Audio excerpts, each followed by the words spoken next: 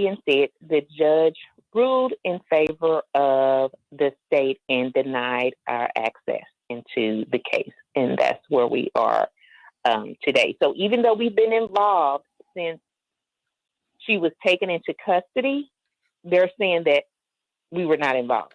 Mm-hmm. Mm-hmm. So you don't have the child placement.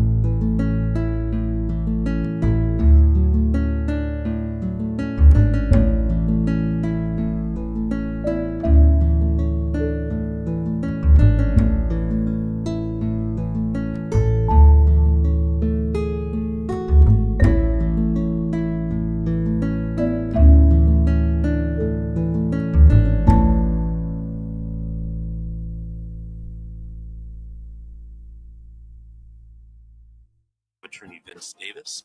And before the break, we were talking to Tanya and Chris. They have a case in Alabama in Georgia, where they're trying to get their, I believe, nephew out of foster care placed with them. Tanya, still there? Yes. Okay, go ahead. Pick up the story where you left off. So we went to court in December, and the judge was asking the attorney for her witnesses or whoever she was going to bring forth. Once she said who we had, the state's attorney, the DCS attorney, filed a verbal motion to have our motion dismissed based on a form that should have been filed with the motion. Now, this motion was originally filed in 2020. It was heard and the judge ruled on it in 2020. We went in June. It was supposed to be heard again. Now, all this time, this form hadn't been filed. Now, all of a sudden, they want to file a motion to have it dismissed because of this form. So our attorney was saying, one, they disagree with him filing a verbal motion because it didn't give them time to respond to that motion. But two, she did not have all the information because she was depending on what the state would give her. That's the only way she can get information on the case, since we were not parties to the case, is via the state. And the state didn't give her all the information.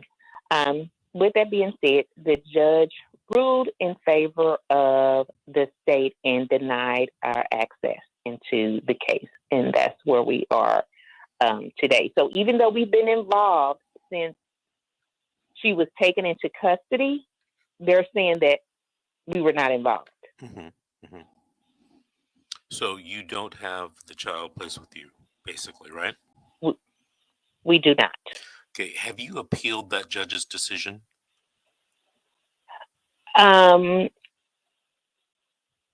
We appealed the second attorney appealed the first one. This one, I do not believe has been appealed. Okay, if time hasn't run out, you should talk to your attorney about appealing that, definitely. But there's some other things that I would probably advise you to talk to your attorney about. And that's number one, filing a complaint with the Department of Health and Human Services. The Department of Health and Human Services runs and creates regulations that all states must abide by in these CPS cases. And a hot area of complaint and litigation right now is the placement of children with relatives. So many times I hear this just every week, every day, about relatives who can't get children placed with them. And there's a lot of reasons for that, in my humble opinion, but it's not what I believe the law is. And CPS is adept at making excuses and using the law to keep children from relatives. One of the reasons why I'm so passionate about this subject is because I was raised by my grandparents.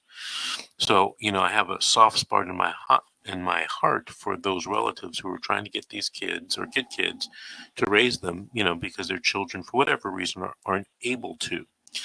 So file a complaint with the Department of Health and Human Services. It's an administrative complaint. You can find it online, and consider filing a complaint with the Department of Justice, the Civil Rights Division in your area, because your civil rights may be, being violated. not only yours, but perhaps the child's. Let me ask you this, because we talked earlier this week when you called me at my office. What have you learned from this situation? And what would you want to tell relatives out there in the audience what to do if they're trying to get a child placed with them? One, I would tell people first and foremost, even though I feel that you should not have to when your relative is stepping up, the first thing I would tell them to do is to retain an attorney, someone to help them fight. The second thing I would tell them to do, which luckily my husband and I did, make sure you document every form of communication. If you speak with that social worker or whoever you speak with on the phone, follow it up with an email so you would have written documentation. Because I think that's what's going to help us in the long run. We will be able to show everything that we have done throughout the case to fight for my nephew. We even have where we would ask the social worker a question and she would, respond back and say, I'm working on it, just be patient. But yet she would use time against us and say, well, since the child has been in custody for this long, it's best. Well, we have documentation showing what we have done from the onset of the case up to the current moment. So I would definitely tell people to retain an attorney, even if you feel like you don't need one. It's best to get one in the beginning versus at the end. To keep records of all phone conversations and fight not to. In our case, the foster parent was our supervisor. They were the ones that would supervise our visitations. Fight not to have that done, because then that leaves room for false allegations that you then have to go back and prove are not true. So that's what I've learned in this case, and I would say never give up. Mm-hmm. You know what? That's very astute of you, the things that you mentioned, because it's things that I have told people, over the years.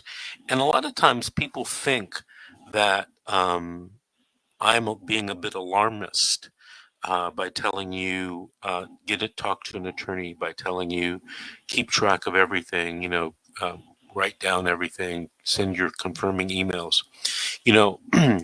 This week, a grandmother called me. And she's in the same position you're in, and she's trying to get her grandchildren placed with her. But here was her scenario. They contacted her at the very beginning to take the children. And she thought, without talking to anyone, that, number one, if she took the children, that it would prevent the mother and father from getting the children back, or be a hurdle that the parents would have to jump in order to get the children back. Number one, that's a false assumption. Number two, she said that she was in the process of remodeling her house and couldn't take the children right then and there, but told the social worker she'd talk to her family and, she'd get back to her in about a month. Well, unbeknownst to her, the social worker wrote in a report that the grandmother was not interested in taking care of the children. Mm. Now that's a bit different from what the grandmother said, right?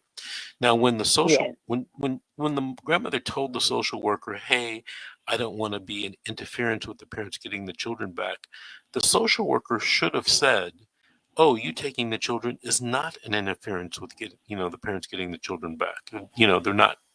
In this case, they don't have to be related." Well, that was never said. Now, flash forward a few months. Not even a year, but flash forward a few months, and this poor woman is trying to get her grandchildren out of foster care. She's learned that the foster parent wants to adopt the grandchildren, and thereby severing all familial relationships with the child. And now the social workers are giving her a hard time, and they are basically telling the judge, allegedly, that this grandmother, is late to the game, and she didn't step up when she should have. And that's not that didn't happen at all. A lot of people think that social workers in every situation are going to do what's fair and right. And that's not true. Now, is it ever true? Yeah, I imagine that it is. But I don't hear about those cases. because social workers following the law, people don't need to call me.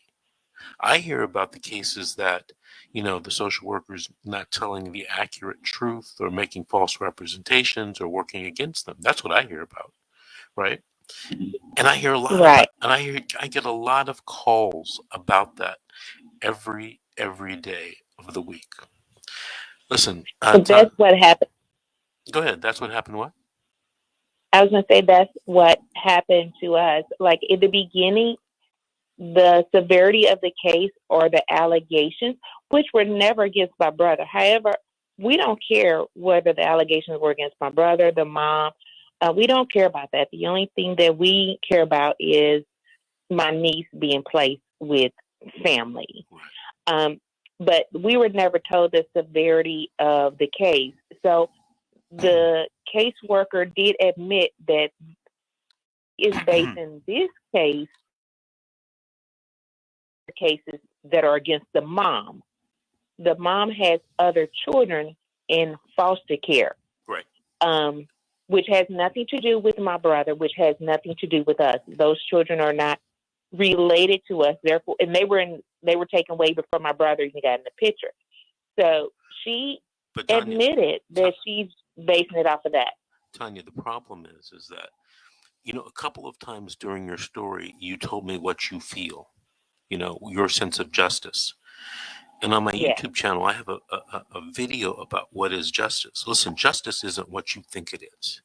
And if you view these cases the way you think right and wrong should be done, you're probably going to be left out in the cold, because real justice is different from what people think in their heart. Hey, Tanya and Chris, I want to thank you guys for calling in and thank you for sharing. We have to take our next break now, but call us back in about a month or two and let us know what happened. Would you please? Yes, I will. All right. Thank you. All right. All right. This is The Secret, How to Fight CPS and Win. We'll be right back after.